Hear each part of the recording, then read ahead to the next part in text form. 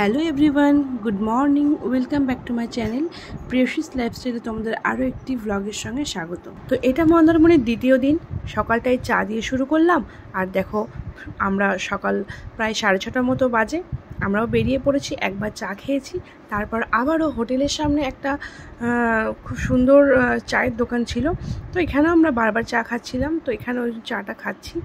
তো চা অর্ডার করেছি, যেহেতু তখন সকালবেলায় রাস্তাঘাটে কেউই নেই, কারণ অনেকটাই সকাল, তোমরা দেখতেই পাচ্ছ।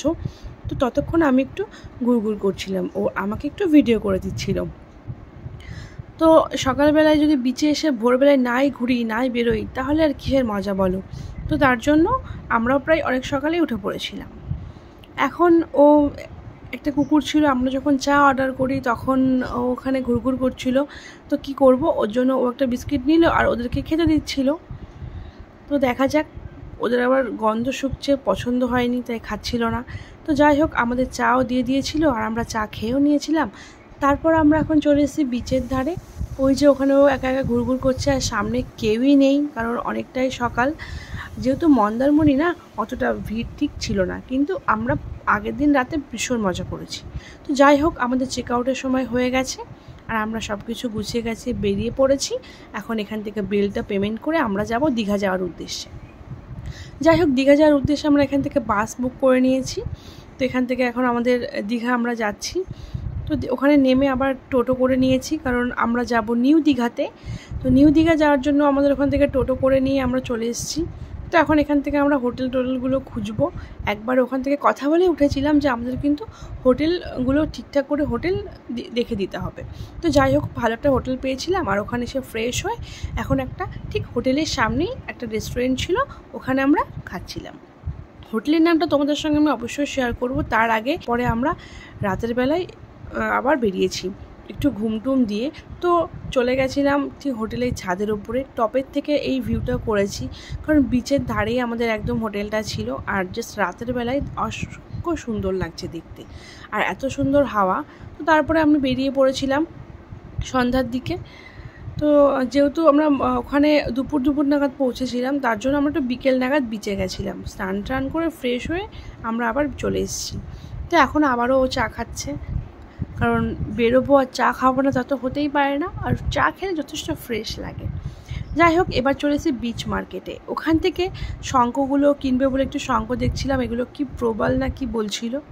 যাই হোক, শঙ্খর দোকানে এখন ও একটু শঙ্খ বাজিয়ে দেখছে কোন শঙ্খ নেওয়া যায়। তো তোমাদের সঙ্গে সেটা শেয়ার করে দিলাম, তোমরাও দেখতে থাকো। তারপরে যাব আবারও মাছ। তো মাছের দোকানে তো খুঁজছি সে কোটা কোন দিকে। তো যাই হোক, আমরা একটু ব্যাগের দোকানে ঢুকলাম। ব্যাগগুলো দেখে ভীষণ ভালো লেগেছে, ওর তো এই ব্যাগটা ভীষণ ভালো লেগেছে, দেখো দেখাচ্ছে। তো দারুণ ব্যাগ ছিল, একটু নিজের জন্য কিনলাম। তারপরে চলে গেলাম এখন বিচের দিকে। মন্দারমণি ঠিক ফাঁকা ছিল, তাও এখন একটু লোকজন হয়, কিন্তু দীঘাতে একটু বেশিই লোকজন। যাই হোক, লোকজন থাক লোকজনের মতো। তো আমরা এখন এখান থেকে মাছ চুজ করছি। কাঁকড়া তো খুবই ভালো লেগেছে ওর, আর আমার তো আগাগোড়াই ভালোই লাগে। তো যাই হোক, এখন কাঁকড়াটা আমাদের চোখের সামনে কি করে মাখাচ্ছে না মাখাচ্ছে আমি সেটাই ভিডিওটা আর কি করছিলাম।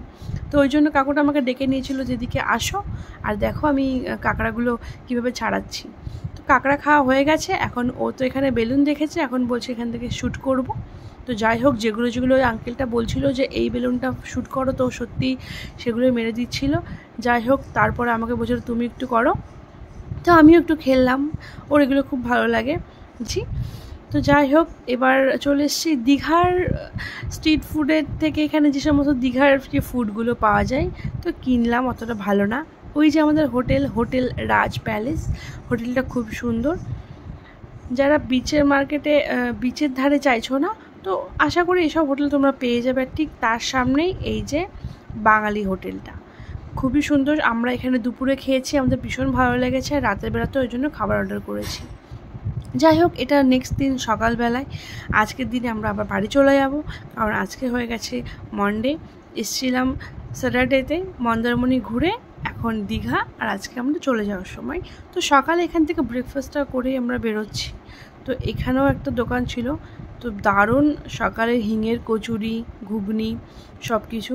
তো যাই হোক, খুব খাটাখাটনি করার পরে আমরা খুবই যুদ্ধ করে ট্রেনে করে খুবই ভিড়ের মধ্যে দিয়ে আমরা এসেছি। এখন চলে এসেছি হাওড়াতে। আর হাওড়ায় যেহেতু আন্ডার ওয়াটার মেট্রো ছিল তার জন্য কিন্তু সেটাকে উঠতেও আমরা ভুলিনি। তো মেট্রোর টিকিট কেটে নেওয়ার পরে এখন আমাদের লাগেজগুলো ওখানে দিয়েছি আর আমরা চলে এসেছি শিয়ালদাতে। ফার্স্ট নেমেছে এসপ্ল্যানেড, ওখান থেকে আমরা উবের করে চলে এসেছি শিয়ালদা স্টেশন। আর ওখান থেকে প্রচণ্ড খিদে পেয়ে গেছিলো। যাই হোক, ও এখন ওয়াও মোমো আর বার্গার আমরা দুজনে মিলে খাওয়া দাওয়া করছি, কারণ আমাদের ট্রেন ছিল একটু সন্ধ্যার দিকে, কারণ অনেকটাই সকাল থেকে আমরা বেরিয়েছি, ট্রাভেলিং করছি। এখন আমরা ফাইনালি শিয়ালদা থেকে ট্রেনে উঠে পড়েছি। মুখে হাসিটা দেখতেই পাচ্ছ কতটা ভালো, যে সারাদিন ঘোরার পরে আমাদের মুখে এতটা স্মাইল। তো যাই হোক, এই ছিল আমাদের দীঘার জার্নি। তো একটু ভিডিও করে দিচ্ছিল। আশা করি তোমাদের ভিডিওটা ভীষণ ভালো লেগেছে, সারাদিনের আজকে আমাদের ভিডিও। তো এই ছিল, টাটা, গুড নাইট। তোমরা সবাই ভালো থেকো আর এভাবে সাপোর্ট করতে থেকো।